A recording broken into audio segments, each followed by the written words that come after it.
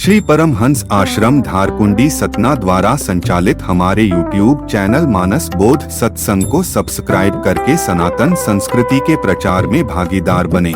जब भी हमारा मन, हमारे भाव, हमारे विचार ये पंचवटी से सीता का हरण,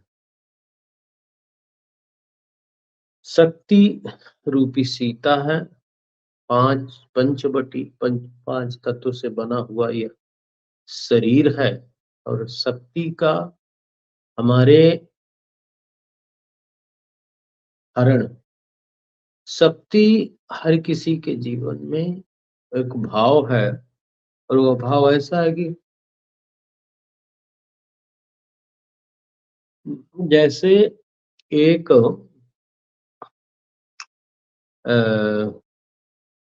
जो है एक भाव यह है कि हम समझते हैं, जानते हैं कि अपने अंतःकरण के भाव को, जो हमारा भाव इस तरह है कि हम आज ये कार्य करेंगे या ये संकल्प करेंगे, इन संकल्पों को, इन भावों को जब जान जाए कि कमजोर हो गया, नहीं कर पा रहे हैं, शक्ति का हरण हो गया। शक्ति है कि हम कर सकते हैं, लेकिन हम करेंगे नहीं। क्यों? क्योंकि धर्म में चलने की शक्ति नहीं। तो देखिए, जब सीता हरण हुआ, पहले कंचन का, कामनी का अटैक हुआ, फिर कंचन का हो गया।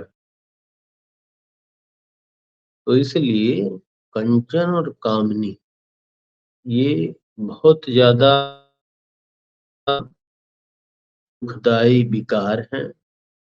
इनको धीरे धीरे धीरे धीरे अपने मानव जीवन में समझाना पड़ेगा अपने मन को, तब ये इच्छाओं के वशीभूत नहीं होगा। नहीं तो इच्छाएं हमारी, आपकी, सबकी अपने बस में करके इस जगत में, इस संसार में ऐसे फैलाव में मन को फैला देती हैं कि समेटने में बड़ी दिक्कत हो।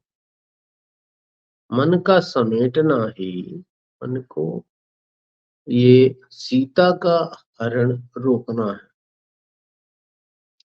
इच्छा है स्वर्ण की, कंचन की, हमको मिल जाए, सोने जैसा मृग है, हम घर ले जाएं। तो वस्तुतः यह अच्छा नहीं है कुछ भी। उसमें यही आया कि सोने में इच्छा हो गई, विवेक ने कहा सोने का मृग नहीं होता भैया, लेकिन बस राम जी को तो भावी का कहना करना था। भविष्य में जो लिखा है, जो हमारे अंतःकरण में यह बात है कि ईश्वर अंश जीव अविनाशी, चेतन अमल साथ सुख राशि, मैं उसी परमात्मा का अंश हूँ और उसी परमात्मा में अपने को मिलना है, तो फिर करना पड़ेगा।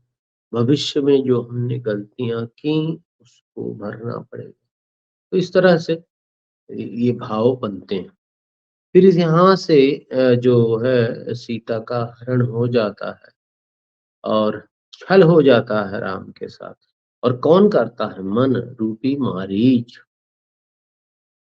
ये मन ही है। जब हम बैठते हैं ध्यान में, भजन में, नाम में, कहेगा आज नहीं कल करेंगे। कल, आज अगर थोड़ा कर भी लिया तो कहेगा चलो जल्दी से चलते हैं, बाहर चलते हैं, और आज अब बीतता बहुत है।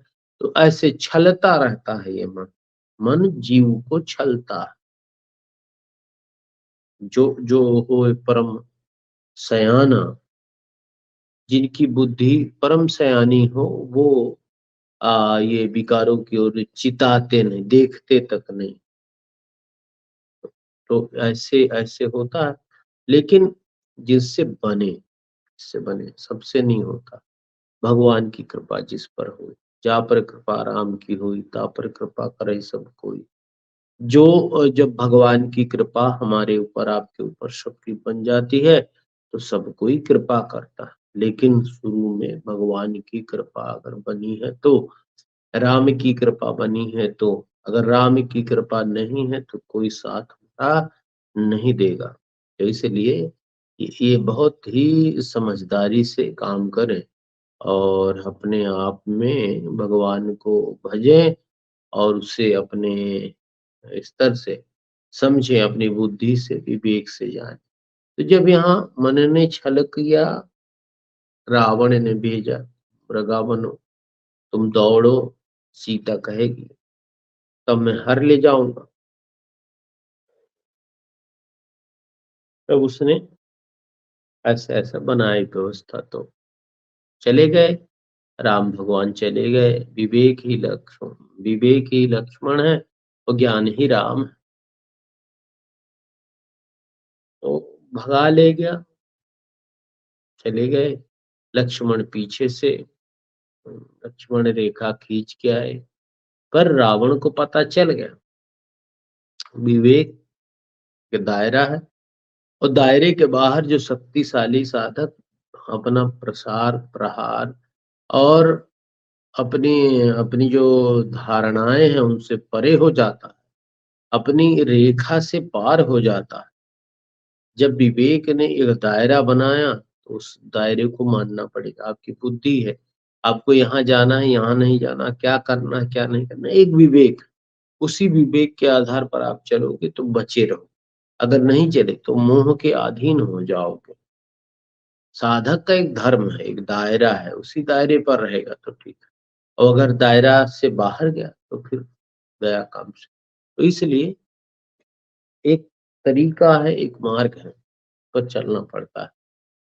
तो जब सीता माता को हर के रावण गए, और जाने के बाद उनको पता चला कि यहाँ पर लक्ष्मण रेखा है और मैं पार नहीं कर सकता, तब तब सीता को उन्होंने ऐसे ऐसे बात कही कि मैं जानता हूँ कि तुम्हारा पति मृगा शिकार करने गया है, मैं जानता हूँ कि वो मरने वाला है, ऐसा ऐसा किया। फिर उसने कहा कि मुझे भूख लगी है, अक्लांत हूँ, मैं दुखी हूँ, परेशान हूँ, मुझे भिक्षा दे दो।